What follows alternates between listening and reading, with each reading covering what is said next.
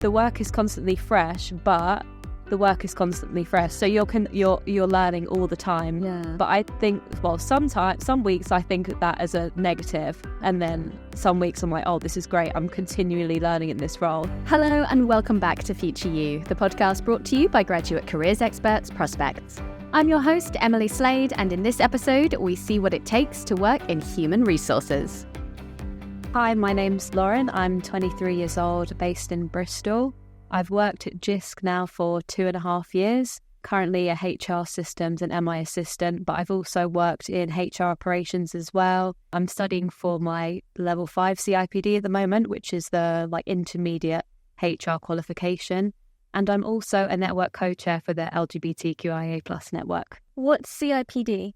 So it's the professional body for HR.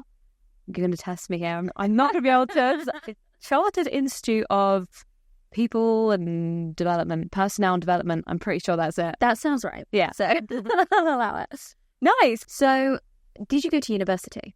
I did go to university. I went to the University of Bristol and studied sociology. Okay. And I finished in 2022.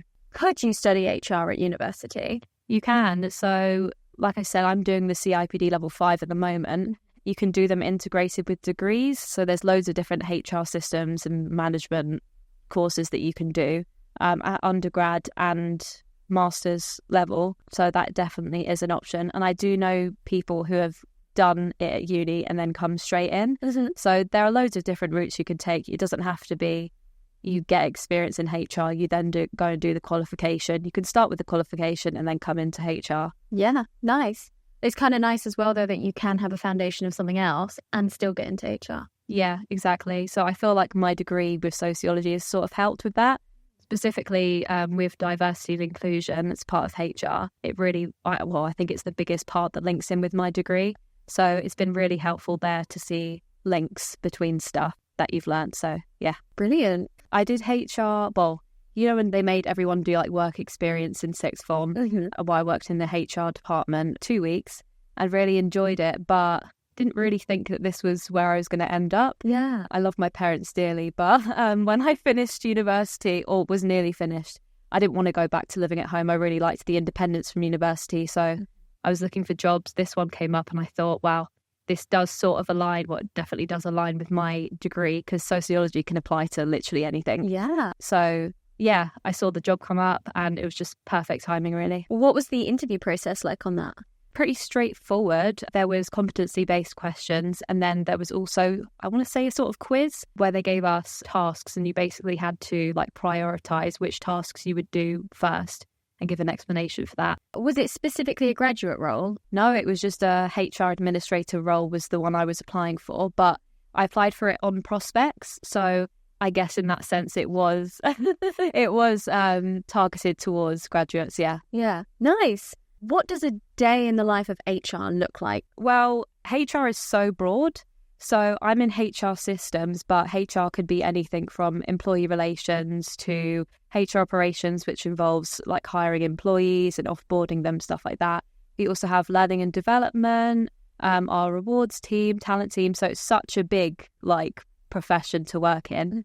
I specifically work in HR systems. So that's the management of our HR system, Dayforce, and also to do with all employee data that we have. So my team works in an agile methodology, which is basically we work in 2-week sprints. So we'll have a sprint planning meeting at the start of the sprint and assign out work for the whole 2 weeks. And essentially, as long as you get the work complete by the end of the 2 weeks, you're off, you go.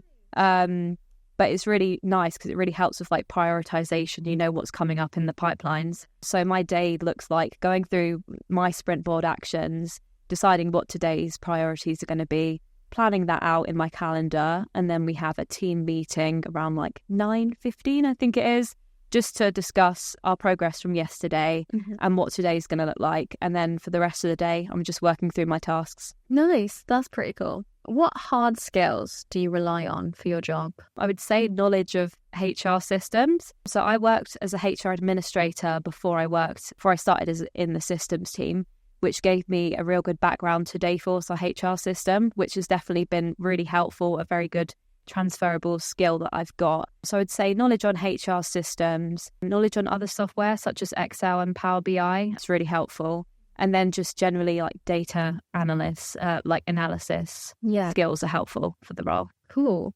And what about soft skills? I would say communication. A lot of the things that come through, we have to often like deem the requirements for the data that we're providing. So you've got to speak to loads of different stakeholders. So communication is definitely one. And then I would also say prioritization, because we obviously work in a 2-week sprint. You have to get everything done within the 2 weeks. So yeah, definitely being able to like prioritize your work and make sure that you hit those deadlines every 2 weeks. What's the best piece of advice you've ever been given? Best piece of advice? I would say don't be afraid to ask questions. I think I found this when I first started because I had 2 weeks of experience in HR, so it was pretty little. So I was finding myself asking a lot of questions to people who've been in the team for longer. And every time I would say, I'm so sorry, they'd be like, no, don't be sorry. Everyone goes through this stage, and they'd much prefer me asking a question than not asking, making a mistake, and then asking them how to fix it. So yeah, just don't be afraid to ask questions, even though it does feel so awkward constantly badgering someone, but it's just the best way to learn. Yeah, better in the long run. Yeah. And there's no such thing as a stupid question. Exactly. Love that. What's your favourite thing about working in HR? Oh, every day is different. I think that's what I really like. It's in the systems team or in the HR operations team. I've never had a boring day or where I've logged on and been like, oh, same old, same old. It's always different, fresh. You get to talk to a lot of different people. So yeah, I get to speak to people all across Jisc that I probably wouldn't have been able to speak to otherwise. So getting to know about the business and stuff like that. But yeah, I would say it's just so varied what we do every day. Working in the HR operations team, you work behind the service desk, so answering any employee queries that come in. So every day you're getting a flux of new things coming in, new people to help. So yeah, I'd just say the amount of variance there is in the work. Mm-hmm. And any cons? There's a lot of variance in the work. Yeah, so there's always stuff to learn, which is obviously great. I found that specifically in this team because a lot of our tasks come up through ad hoc requests. So you could see something once and then not see it again for a few years, which means that the work is constantly fresh, but the work is constantly fresh. So you're learning all the time. Yeah. But I think, well, some weeks I think that as a negative, and then some weeks I'm like, oh, this is great. I'm continually learning in this role. So little double-edged sword. Yeah. It's positive and negative. Yeah. No, that makes sense. Amazing. What advice do you have for someone that wants to enter the industry? There are so many resources available about HR. So I would say definitely explore that. The CIPD website have a lot of like free articles, resources available, which would be good to read. Networking. There's a Facebook group called HR Ninjas, which I absolutely love. And essentially people put in questions about what they have coming up in their work and people respond, and you get to see a lot of different perspectives to things. That's one of the biggest things I've learned about in HR is as long as you're within like employment law standards, everyone can have varying opinions. So it's really interesting to go through and see what different people in the industry are thinking and opinions wise. So I would definitely say utilize all of the resources that are out there. Get on LinkedIn, add loads of people, get to see what they're doing. Just make the most of what you can, really. Yeah. What does progression look like for you? In my role specifically? Yeah. Well, there are various different ways you can progress in HR. So there is the, I want to quote unquote, traditional route where you can go from HR administration up to an advisor role, partnership team, and progress from there. But because there's so many different functions in HR, you can basically go any route you want to.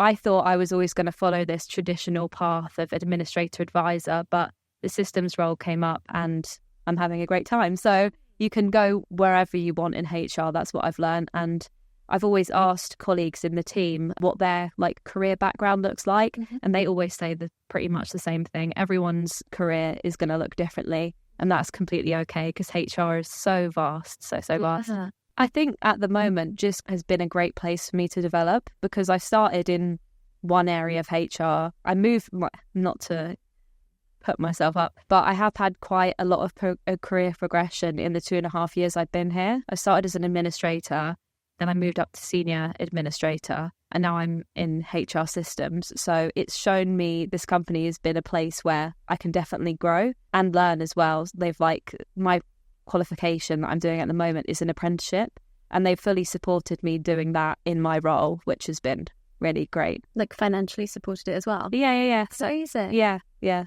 So you could see yourself staying in it for a while? Oh, yeah, for sure. Yeah. This is my career that I think I'm going to stay in unless I win the lottery for the rest of my career, yeah. Amazing. Thank you so much for your time today. Thank you. Thanks again to Lauren for their time. For more information on HR and how to get into it, you can head to prospects.ac.uk or check out the show notes below.